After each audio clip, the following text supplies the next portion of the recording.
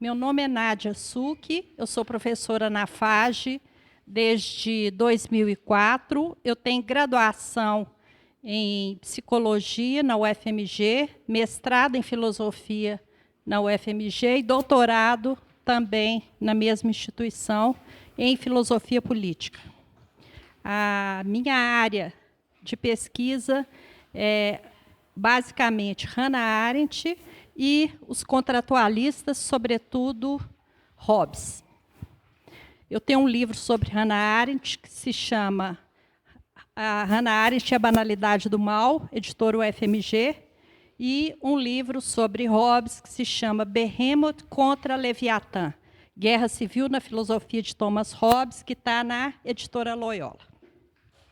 Bom, o tema escolhido para esse simpósio sobre o bem comum é a relação entre o público e o privado, né?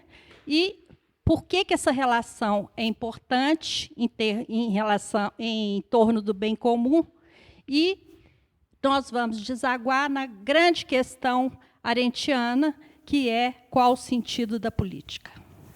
Então, a partir dessa diferenciação, que eu penso que nós vamos trabalhar hoje, nós passaremos amanhã para o sentido da política. Ok? Eu vou começar a falar. Se alguém quiser fazer uma interrupção para uma explicação ou para colocar alguma questão, é só levantar a mão. Bom, essa questão, essa temática, ela está discutida especificamente na obra da Hannah Arendt, na Condição Humana. A Condição Humana é considerada a obra mais filosófica de Hannah Arendt. E muitos a consideram a sua obra mais importante. Ela foi escrita em 1950, foi lançada em 1958. E o contexto da elaboração dessa obra vem no momento seguinte ao fim da Segunda Guerra Mundial. Então, ela vem no pós-guerra, né? E a introdução marca bem essas preocupações do pós-guerra. O contexto é o contexto da Guerra Fria, Rússia e Estados Unidos, no pós-guerra. E, no prólogo, para quem já leu, deve lembrar, ela está perguntando o que nós estamos fazendo. A questão é a vida ativa. O que nós estamos fazendo? Então, se o status da vida contemplativa era um status muito alto na antiguidade, né, ela coloca a questão da vida ativa. O que nós estamos fazendo? Quais que são as ações dos homens? Ela não está falando de natureza humana, ela não está falando de ser humano, ela está falando de condição humana, o que nos leva a pensar que ela não está falando de algo fixado, de algo determinado, ela não está falando de uma metafísica, ela está pondo as contingências, o ser humano como um ser de condições. E ela vai, apesar dela fazer toda uma trilha de interlocução com filósofos da tradição, ela vai tratar da modernidade. Ela vai à Grécia Antiga, ela vai a Roma, no sentido de iluminar o tempo presente e volta do tempo presente à tradição para iluminar o sentido, né? Sobretudo o sentido da política. Então, é na Condição Humana que ela faz essa fenomenologia da ação humana. É bom eu falar já de uma vez que a Condição Humana foi revista em 2010. Tá? E, como eu tenho encontrado várias pessoas e até artigos que lidam com a terminologia da condição humana antes da revisão, ela está sujeita a muitos equívocos de tradução. Então, se vocês forem utilizar, utilizam a que foi revista pelo Adriano Correia, né, a partir de 2010. Acho que já está na terceira edição, depois de 2010. No correr da nossa explicação, eu vou dizer por que a mudança da terminologia de labor para trabalho é fundamental. Então, na condição humana, ela vai vai tematizar os 3 conceitos fundamentais que sintetizam a gênese da sua antropologia filosófica: trabalho, obra e ação. Obra, você pode também usar, e na tradução é usada fabricação. Então, em alguns conceitos aparece como obra, em outros contextos, desculpa, como fabricação. Então, a vida ativa, né, ela se divide em 3 atividades fundamentais: o trabalho, a obra ou fabricação e a ação. O que é o trabalho? Né? É o labor. E, na primeira tradução, traduzir ao pé da letra como labor. Labor, em português e nas línguas latinas, tem um outro significado, diferentemente do alemão e do inglês. Porque o labor está ligado ao trabalho sofrido, né? Ao trabalho suado, o trabalho sempre representando um sofrimento. E o labor, tanto work em alemão e o labor em inglês, não tem essa conotação de tripalha do português, por exemplo, que é um instrumento de tortura. Né? A conotação do trabalho no inglês e no alemão tem uma conotação de construir o homem. Né? Então, Karl Marx, o trabalho faz o homem. E, na própria tradição alemã, né, e nas línguas anglo-germânicas, o trabalho não tem esse peso que nas línguas latinas tem. Então, mudou-se a tradição de labor, que era usada, vindo do labor, para trabalho. Né? Então, o trabalho, ele é a ação humana que está ligada à manutenção da vida biológica. É o puro metabolismo do homem com a natureza. É uma ação repetitiva, mecânica, automática, que não tem um fim. Ela tem um fim em si mesma e ela se repete. Então, isso significa o trabalho. Então, o homem vivia no estado primitivo da existência, isolado dos outros homens, regendo apenas pelos ditames fisiológicos da vida animal.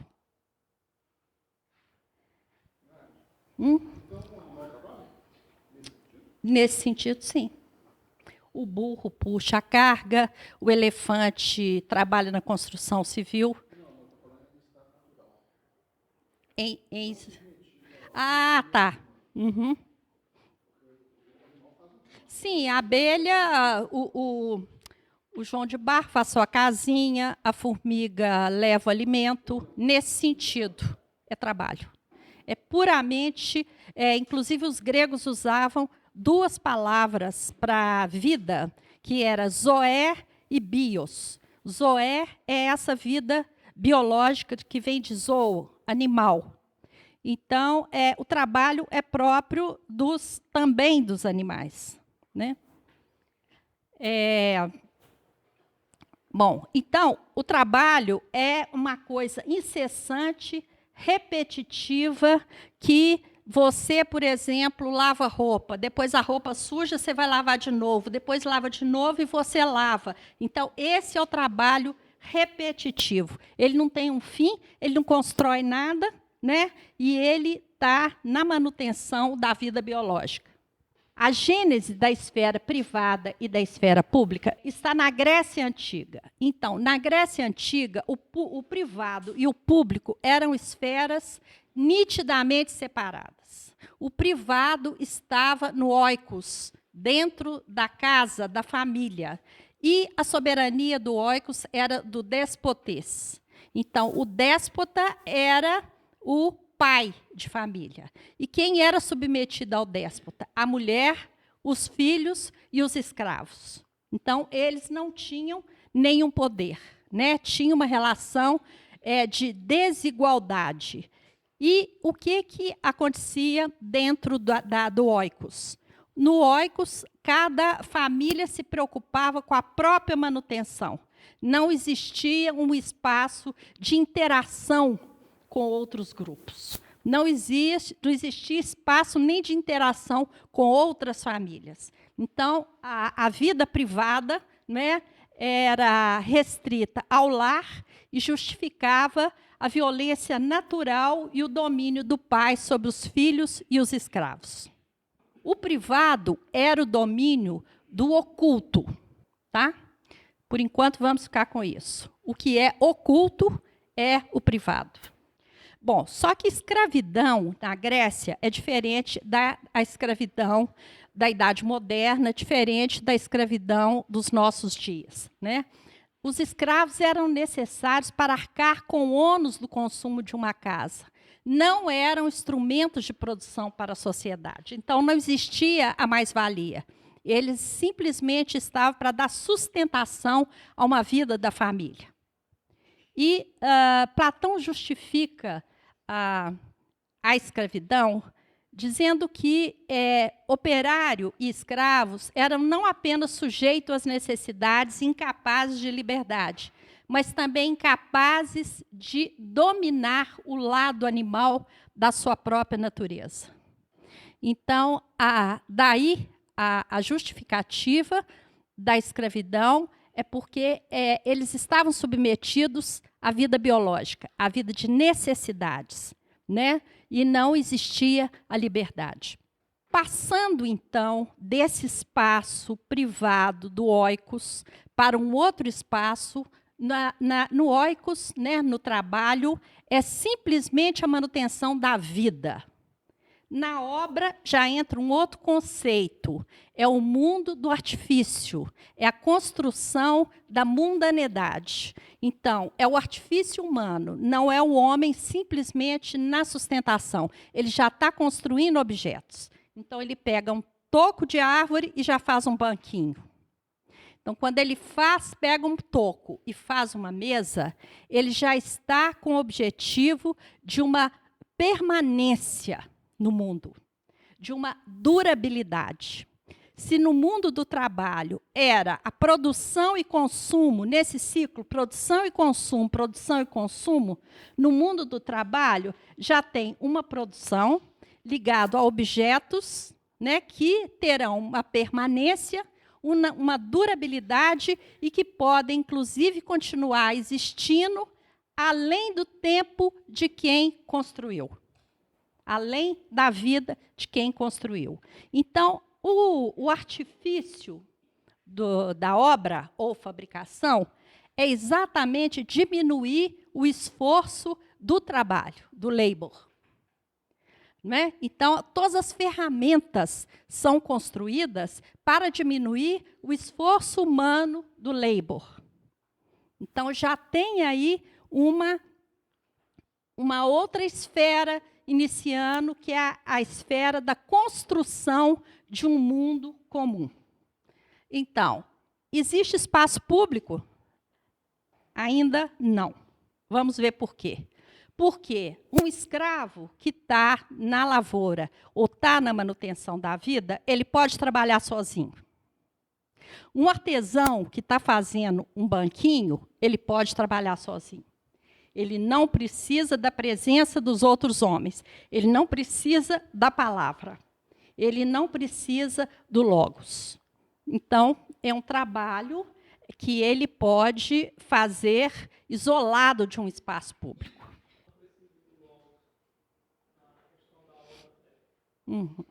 Porque, na obra, ele está isolado do mundo. Ele não precisa de falar. Ele não precisa da racionalidade de uma intercomunicação.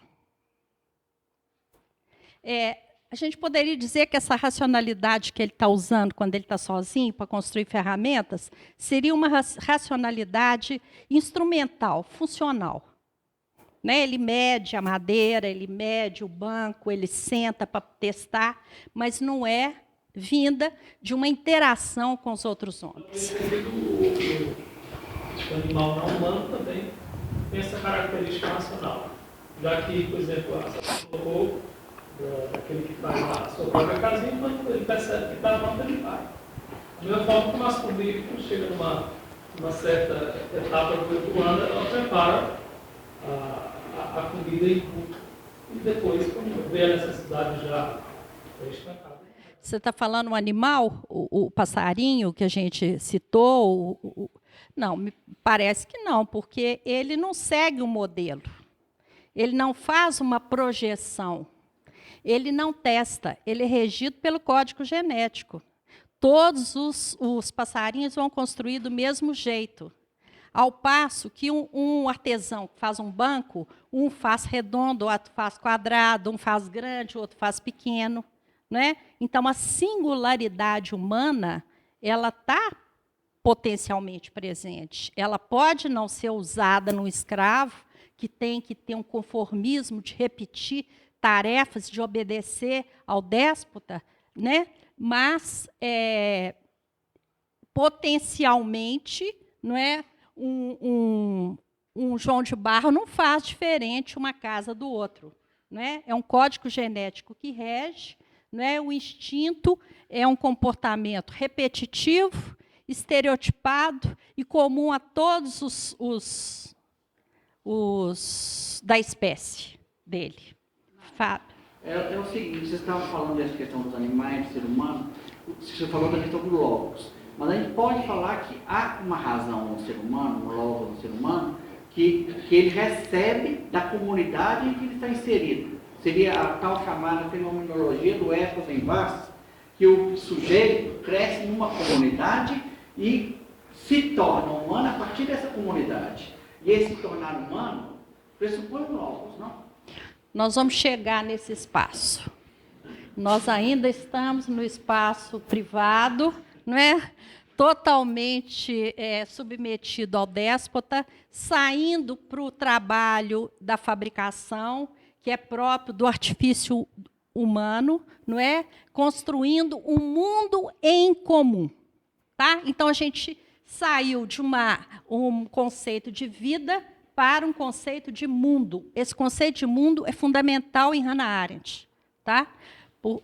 Nós vamos chegar lá.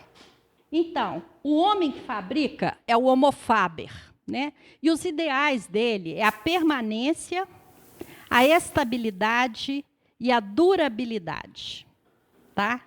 Então, o ideal do animal laborans é a abundância, sacrificado pela abundância. E o labor power, ela considera a força do trabalho a mais poderosa das forças naturais, das forças biológicas. Então, o esforço do trabalho, ele é amenizado pela construção das ferramentas. As ferramentas e instrumentos que podem suavizar o esforço do trabalho são produtos da obra. Não pertencem ao processo do consumo, fazem parte dos objetos de uso. Tá? E, mais para frente, na condição humana, nós não vamos tratar disso aqui hoje, quando ela fala da obra de arte, ela põe a obra de arte como a maior permanência do mundo artificial. Por que a obra de arte tem uma permanência maior do que os objetos, de que é um banco, de que é uma cadeira? Por que a Mona Lisa está lá não sei quantos anos, né? Várias gerações já passaram e ela está lá? Hã? Não tem uso. Não tem uso, né? Se você falar que a obra de arte não tem utilidade, vai criar uma discussão aqui com o Clóvis, e a gente deixa para uma outra oportunidade, né, Clóvis? No sentido de uso. Como a obra de arte não tem uso, então a permanência dela é dos objetos humanos o que tem a maior permanência, porque ela não é consumida. Tá? Agora, também isso aí já dá uma outra questão agambeniana, porque o Agamben fala que os maiores centros de consumo no mundo hoje são os museus. Né? Mais do que os shoppings. Não é? Então, a obra de arte ela pode ser consumida e não profanada. Ele faz a distinção do conceito teológico de profanação, que é interagir com o objeto, e o consumo. Não é? Quando eu falo assim, eu fiz o Louvre, eu fiz o d'Orsay, eu vi Mona Lisa, eu vi o Rodin, eu estou no consumo. Não é? E, claro que vocês já viram tanto de foto de gente que vai viajar e só mostra as fotos. E se você pergunta de algum momento que a pessoa viveu, ela não vai lembrar. E passa o tempo, ela já esqueceu daquilo, porque ela já está consumindo outra coisa. Então, dizer que a obra de arte ela não tem utilidade é bem complicado, a gente vai deixar essa discussão para um outro contexto, Daniel. Então, os instrumentos, eles aumentam a fertilidade natural do animal laborans e produz uma abundância de bens de consumo. Então, o animal laborans é o homem que trabalha. Né? Então, animal, porque está ligado ao reino biológico. Não é? O objetivo dele é a abundância de consumo. Por quê? Porque se ele conseguir, em vez de fazer um pão, ele fazer 100 pães, né? Tem uma diminuição do esforço, ele vai poder ficar comendo muito tempo e produzindo menos tempo. Mas, para isso, ele precisa de quê? Para fazer 100 pães. Ele precisa de ferramenta, ele precisa de um forno grande, ele precisa de um aquecimento que dura, ele precisa de um outro fermento que ele ainda vai ter que conquistar e tal. Então, a divisão de trabalho e a especialização da obra segue um princípio de organização. E essa organização da divisão de trabalho é uma organização política. Então, toda divisão de trabalho é uma organização política. E decorre do fato de que os homens são capazes de agir em companhia e acordo com os outros homens. Então, essa capacidade da sociabilidade, da convivência, já está existindo de forma incipiente no mundo do trabalho, de uma forma mais visível no mundo da obra e da fabricação. Com a Revolução Industrial, há uma ruptura com a tradição. Então, todo esse paradigma que a gente está conversando sobre ele até agora, ele é rompido com a produção na Revolução Industrial. Ela substitui todo o artesanato pelo trabalho. Assim, as coisas do mundo moderno se tornam produtos do trabalho, cujo destino natural é serem consumidas, ao invés de produtos da obra que se destinam a ser usadas. Então, o fabricante, na Revolução Industrial, ele volta para animal laborans. Então, ele vira um mero apertador de parafuso que faz uma abundância na produção. Tá? E tem 2 aspectos do metabolismo do corpo nessa questão. Primeiro, ganhar para gastar. Tá? Então, ganhar para gastar. E o que é o ganhar para gastar? É o indicador de riqueza. Então, o que você ganha, né, nesse metabolismo, é um outro metabolismo, não é do homem com a natureza, é do homem com o consumo. Então, ganha e gasta. Isso é um indicador de riqueza. E se você gasta, o que você vai ter que fazer? De ganhar de novo, para poder gastar. Então, a gente volta para aquele ciclo perverso do escravo. Tá? Aquele ciclo de puro trabalho, de metabolismo do homem com a natureza. O artesanato ele passou a ser importante na sociedade industrial só para a construção da forma, né? Do primeiro objeto. Depois, ele passa a ser repetido.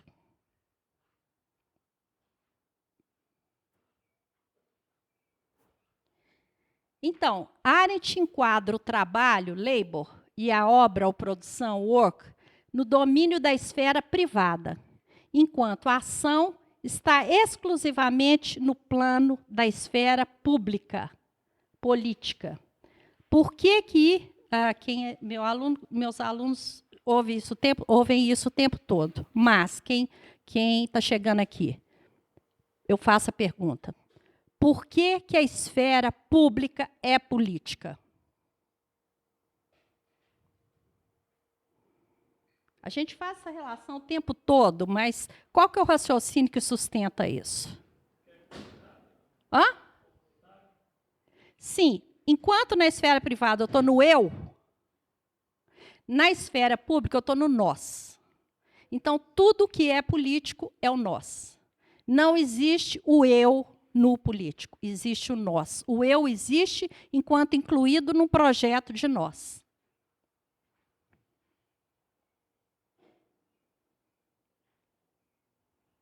Então, o que é a ação? A ação é a característica matricial da vida humana em sociedade. Os homens agem e interagem uns com os outros no seio de uma vida política em sociedade.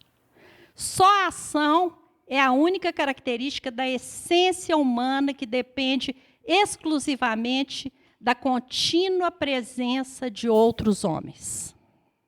O animal laborans, ele pode ser um escravo, né? Um escravo moderno, isolado, né?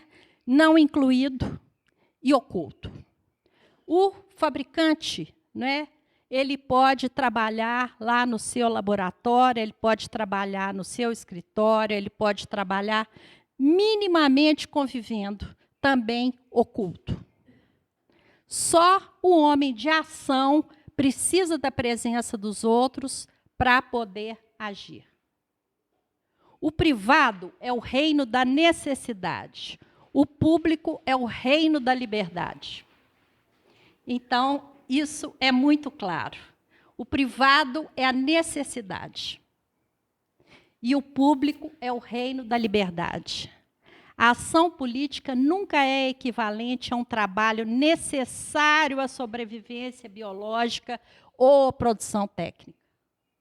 A ação é uma atividade comunicacional mediada pela linguagem da pluralidade de opiniões no confronto político e efetivada através da retórica. E essa linguagem da pluralidade, nesse confronto de opinião política, tem o consenso, mas tem também um lado agonístico. Então, tanto o consenso quanto o conflito fazem parte da vida política. Quem levanta essa importância e realça isso com muita força é Maquiavel, né? Quando ele fala que a vida das repúblicas é mais conflituada, diferentemente da vida dos principados ou de outras formas de governo. Por quê? Porque existe a pluralidade de opiniões. Por outro lado, ele fala que a vida das repúblicas é mais viva. Tem mais vida nas repúblicas. Então, Maquiavel, ele vai em todo confronto com a tradição, né, de uma filosofia política católica que pregava a harmonia, o consenso, não é? E ele mostra que o conflito ele é importante nas instituições, porque todas as instituições nascem, se corrompem e fenecem. E o que dá sustentação às instituições é exatamente o conflito. O que revitaliza as instituições é o conflito. Uma instituição sem conflito, ela fenece. Uhum.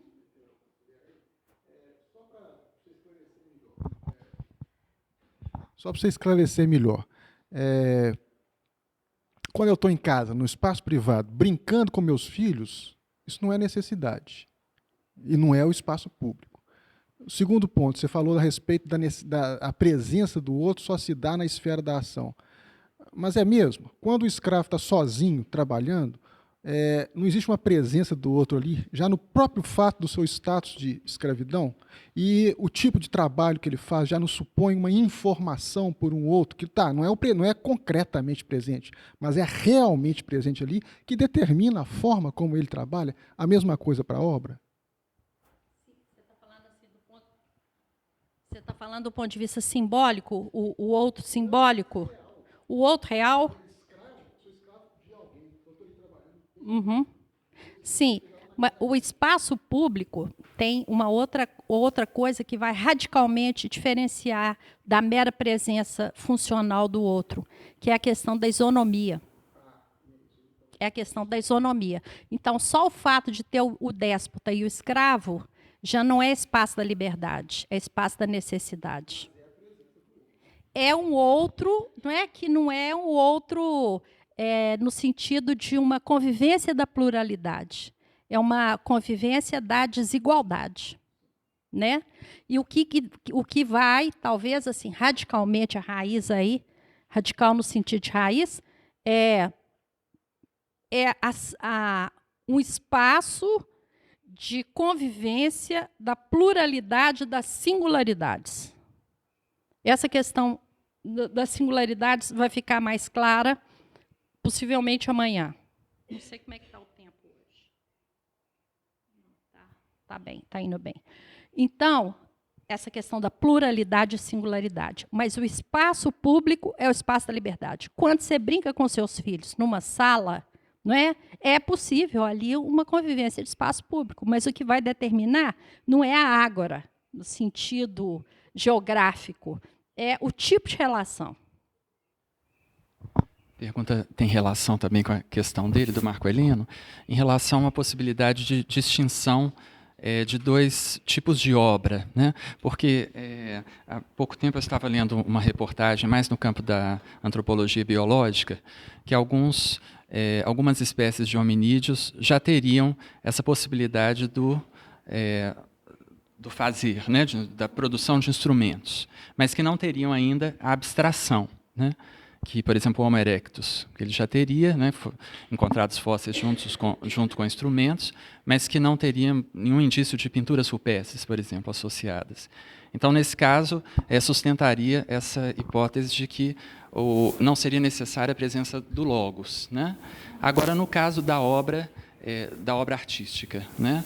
Não pressupõe o logos alguma linguagem partilhada, humanamente partilhada nas formas, né? Porque até me lembrei que o Thomas Mann, no Dr. Fausto, ele coloca a possibilidade de um músico que não tem totalmente isolado, que não teria relação com nenhuma genealogia, né? de formas e nenhuma continuidade com a história da música. Mas isso na arte é impossível, né? Então, nós estamos dentro de uma continuidade, aí me parece que essa obra artística... Tem uma diferença entre a fabricação e a obra artesanal e a obra de arte. Claro, não é? Porque na obra de arte, ela tem uma permanência, né? Uma permanência maior do que a do autor que a fez. Então, significa que ela está inevitavelmente no espaço público. Né? Então, os gregos consideravam a obra de arte já num outro estágio. Ele já fazia parte da vida pública. Porque não era uma obra de arte para eu pendurar na minha sala. Era uma obra coletiva. Então, uma ópera, né, ela sempre tinha um significado, uma ópera política, um teatro grego, tem o mesmo peso de uma constituição, né, de um texto escrito, de um livro, porque ele faz parte de um patrimônio coletivo. Então, diferentemente da fabricação do artesão. Uhum. Bom, então, acho que eu já falei isso para vocês, na política, Aristóteles vai definir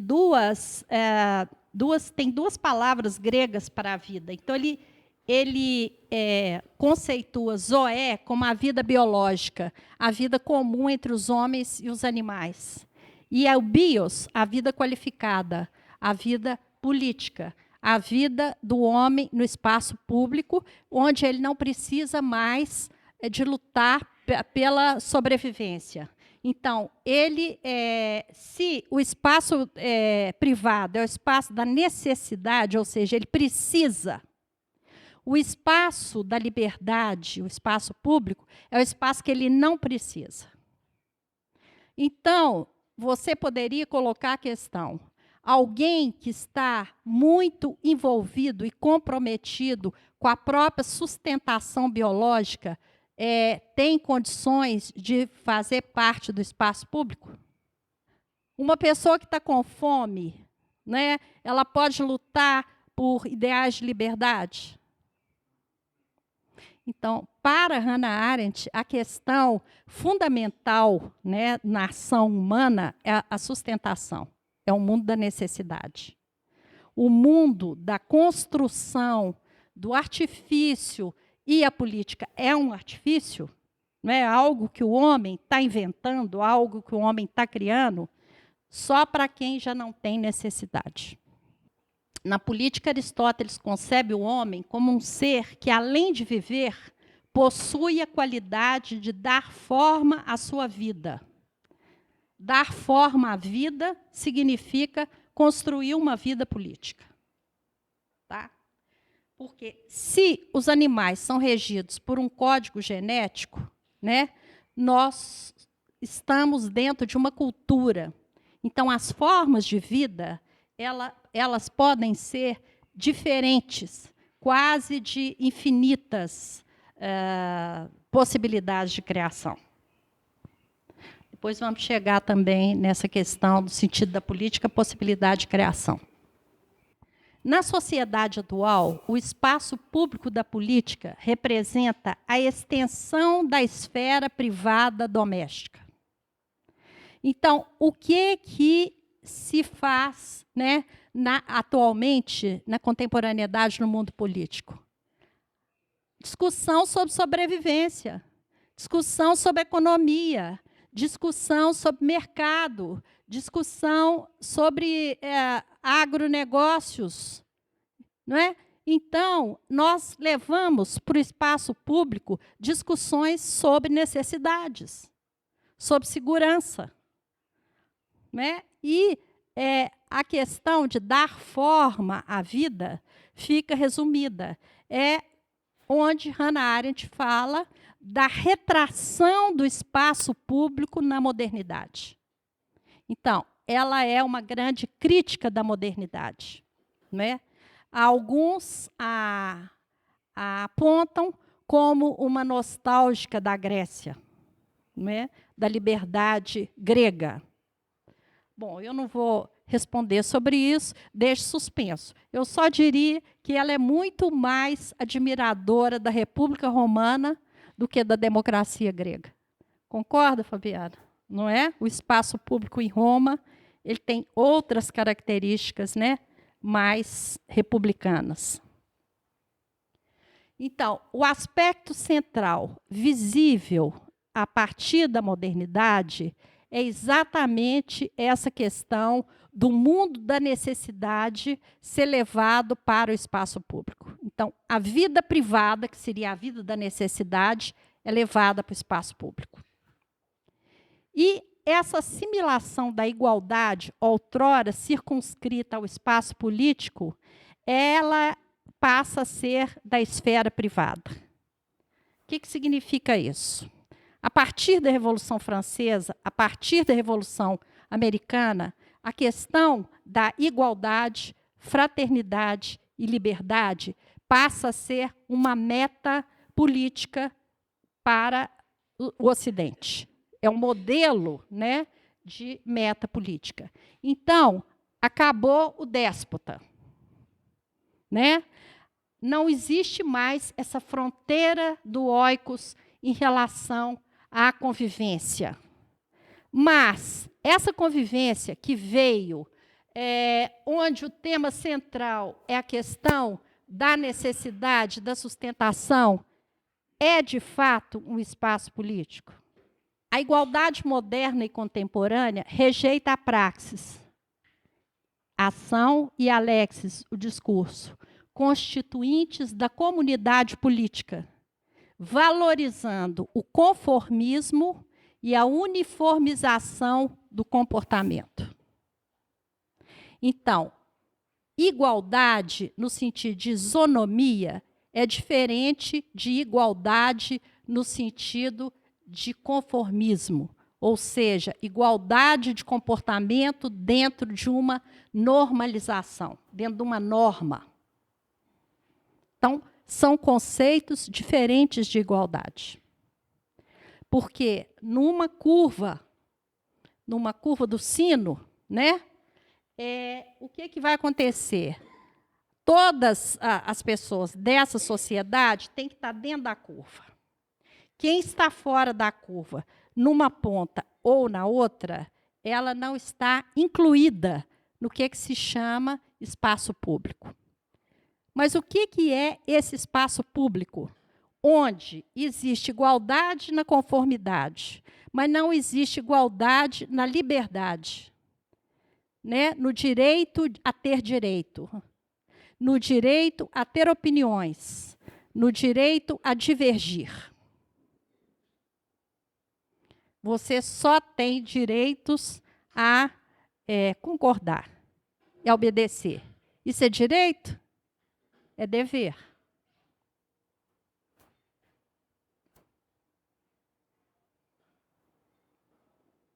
Então, o que aconteceu?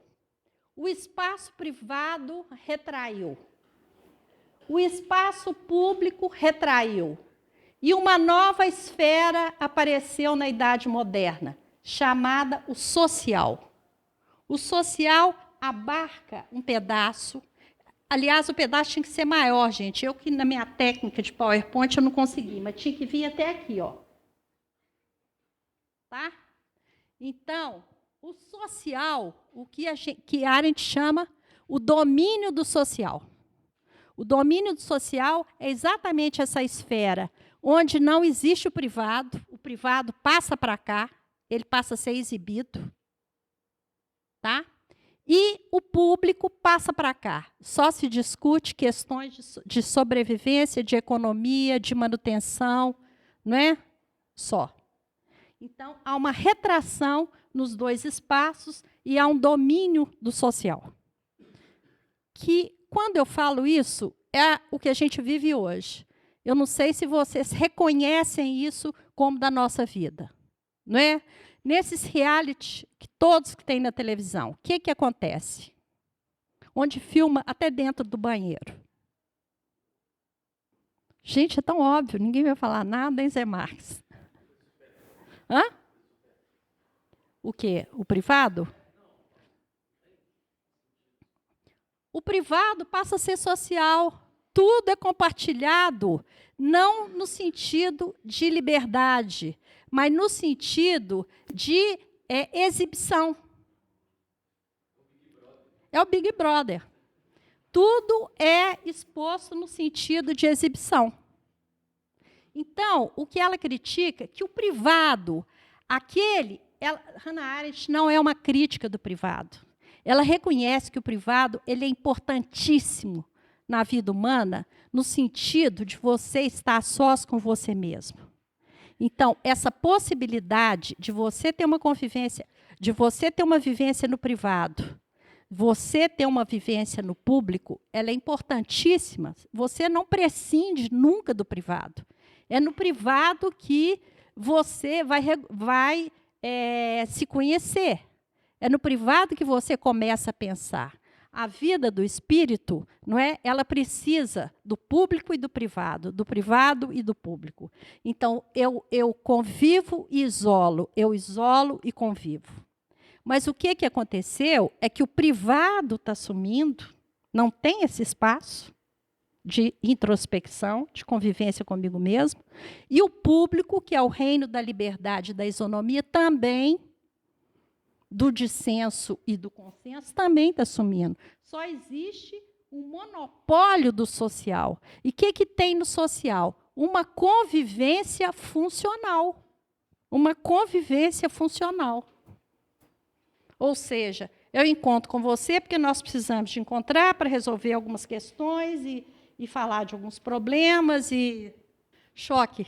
Mas o choque do que a gente vive. Não é isso? Quer dizer, onde que está? Quantas horas tem o dia? 24. Quanto tempo para dormir? 6, você dorme pouco, né? E quanto tempo para o deslocamento para os lugares que você vai? Tá, então, 6 e 3, 9. 9 e 9. Sobrou 15. Dos 15, você trabalha horário integral? Tá, então, para quem trabalha horário integral, 8, fica 7. 7, não é? Você vai cuidar das outras coisas, cuidar da sobrevivência, responder e-mail, né, cumprir com as obrigações. Qual o tempo que você tem nas 24 horas para poder ir para o espaço público, onde você encontra iguais, onde você está num mundo de convivência, que você tem uma interlocução, que você pode discutir, discordar, concordar, criar, inventar. Então, a Arendt fala o seguinte: 2/3 da nossa vida é trabalho, labor. Você tem que tomar banho, você tem que comer, você tem que ir no banheiro, você tem que trocar de roupa, você tem que...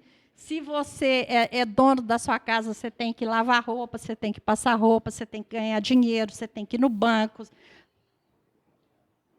Você tem que atender telefone, como a Moacir Franco, vendendo produtos.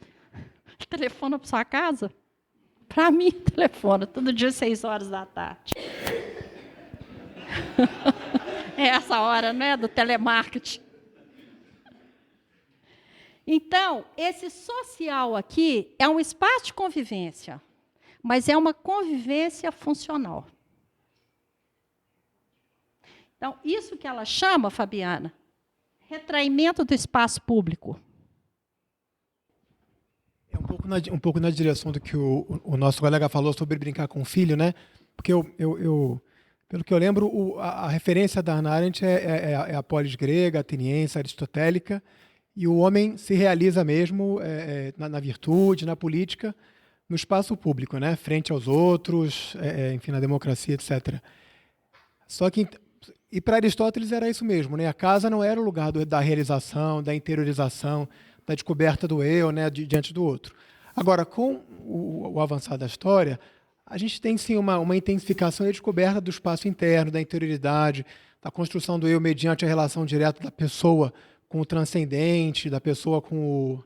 E aí você ganha, talvez, mais oportunidade de dar sentido, até transcendente, a essas atividades que são, por exemplo, ficar com a família, o espaço público, talvez, em que é possível criar sentido, deixa de ser só a praça, né, o espaço da política. E você tem as associações, as igrejas, as universidades, comunidades éticas, né, em que você pode construir esse sentido da vida que não é necessariamente só, não é social, não é também só o trabalho nem a obra, né? Às vezes, me dá a impressão de que, pelo modelo que a Hannah Arendt tinha na polis aristotélica, parece que ela não dá muito valor a essa outra dimensão mais moderna da vida humana, que não é moderna, que nasce desde que a gente começou a diferenciar a vida interior, a relação direta com o divino. Exatamente, Eu perguntaria se se...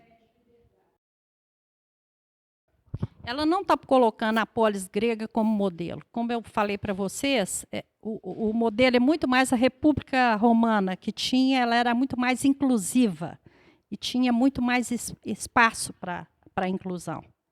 Mas ela discute como que a gente pode dizer? Ela discute os fundamentos. Eu acho que os fundamentos do espaço público ficam, que é a questão da isonomia, do consenso, do dissenso. Agora, ele vai tomando outras formas históricas, né? Ele vai tomando. Então, tanto é um ganho enorme a Revolução Francesa, a Revolução Americana e outras revoluções, sempre no sentido de inclusão, mas a gente tem perdas e ganhos na história. Então, nesse livro, né, ela fala, no capítulo sobre a obra, sobre trabalho. No capítulo sobre trabalho, ela fala: eu vou fazer uma crítica a Karl Marx. Não, no entanto, não quero me unir aos seus detratores. Então, ela tenta, aos detratores de um grande pensador.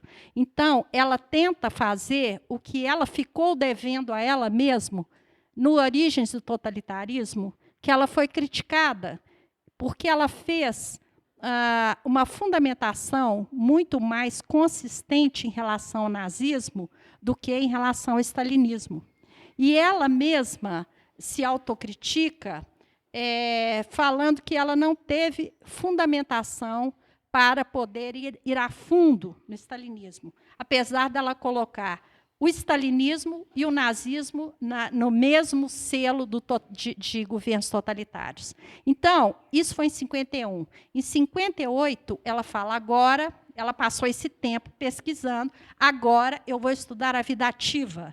E eu quero fazer uma crítica respeitosa a Karl Marx. Então, a grande crítica que ela faz é que as metas marxianas, o trabalho faz o homem, né? Ela contesta que o que aconteceu quando o trabalho faz o homem? Nós viramos todos animais laborans, né? Então, para ela, o trabalho não faz o homem faz o trabalho, mas ele só se realiza não no trabalho, mas no espaço público. Então, para ela, Karl Marx não viu as consequências que foi a retração da vida política do homem. Né? Ele fez uma deificação do trabalho. Depois, a violência parteira da história, né? É outro ponto de partida marxiano. Ela vai distinguir, no livro sobre a violência, poder, vigor, autoridade e política. Então, para ela, nem toda política é autoritária. Na política não é o monopólio da violência. O Estado não é o monopólio da violência. Então, ela faz uma outra crítica. Então, parece o tempo todo que ela ficou numa interlocução com Marx, né? No sentido de tentar compreender essa ideia moderna do trabalho que ele representa. Né? Mas a sua questão. Isso. Espaços públicos criados, né, singulares, espontâneos, que a gente vai ver isso daqui a pouco, que ela cita os exemplos, não só das revoluções, né, das revoluções francesa, americana, russa, mas também das comunas de Paris, dos conselhos em Praga, né, e de outras comunidades que você está citando aí, que ela reconhece como momentos da ação humana, ação nesse sentido político mesmo, porque é uma ação comum. Não foi uma pessoa que inventou, né? É uma ação comum. Dada essa contraposição entre trabalho e ação, há um conceito de atividade, traduzido como atividade em Hannah Arendt, que é diferente daquele de ação, ou são sinônimos, são intercambiáveis? Para ela? Para ela. A atividade é diferente. A vida ativa, que é o ponto de partida para esse pensamento todo em torno do trabalho, não é? A vida da atividade poderia ser o trabalho, a obra e a ação. Então, a ação é um tipo, a ação é um tipo de atividade em comum, né? Um tipo de atividade no plural, onde as pluralidades onde a singularidade se encontra na pluralidade. Eu fico pensando um pouco só na... eu não tenho nenhum conhecimento profundo assim, sobre a obra de Arendt, mas eu fico pensando só quando ela trabalha esse problema do público e do privado, ela trata isso no capítulo 3 da condição humana, e o ponto de partida dela nesse capítulo é pensar por que não se faz a distinção entre trabalho e obra. E é uma coisa curiosa que um dia eu fui dar uma aula no ensino médio, fui perguntar para os alunos se eles sabiam a diferença do trabalho e de uma obra. E aí eles realmente não sabem. Então ela retoma isso, vai procurar esse problema ali na Grécia, e aí ela vai apontar o seguinte, que no contexto da Grécia, que é o que você está passando, essa distinção não é feita justamente por uma supervalorização do âmbito público. Aquilo que não é público, os gregos querem descartar como uma atividade que seja... Eles julgam como inferior, percebe? Então, eu não acredito que ela esteja, pelo menos a princípio, supervalorizando aí o âmbito público. Mas ela mostra que isso acontece no período grego e porque isso acontece na Grécia, não se faz a distinção entre trabalho e obra, percebe? Não sei se... Seu raciocínio, onde você partiu o raciocínio. Porque na Grécia, onde partiu o seu raciocínio? Porque na Grécia tinha essa distinção entre trabalho e obra, inclusive espacial, geográfico. Na modernidade é que trabalho engoliu a obra e virou uma coisa só. E são exatamente os modernos, né? O Locke, o próprio Karl Marx, né? Nessa esteira aí, que transformou tudo em trabalho, não distinguiu a obra do trabalho. Então, historicamente, isso foi para frente.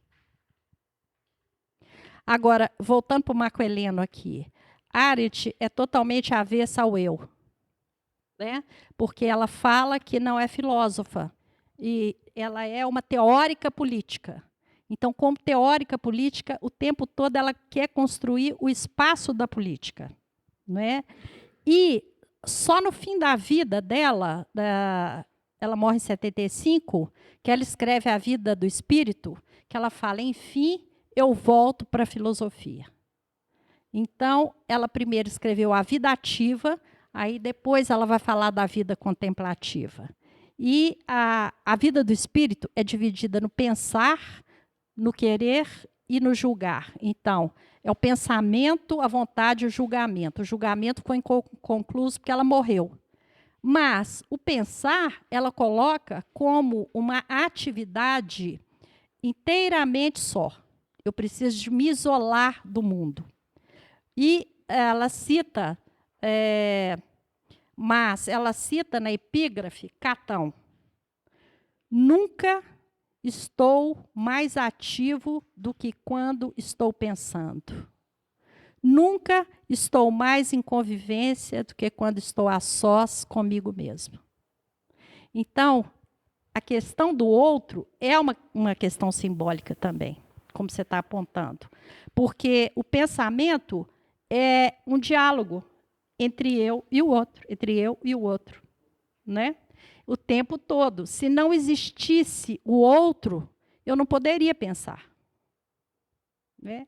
Então, o outro pode não estar com sua presença física, eu posso não estar no espaço público geográfico, mas se eu estou escrevendo um texto, não é, que tem um sentido comunicacional, no sentido de construir alguma coisa, alguma ideia, né? Eu estou com o objetivo para o nós, eu estou no espaço público. Sempre dialógico.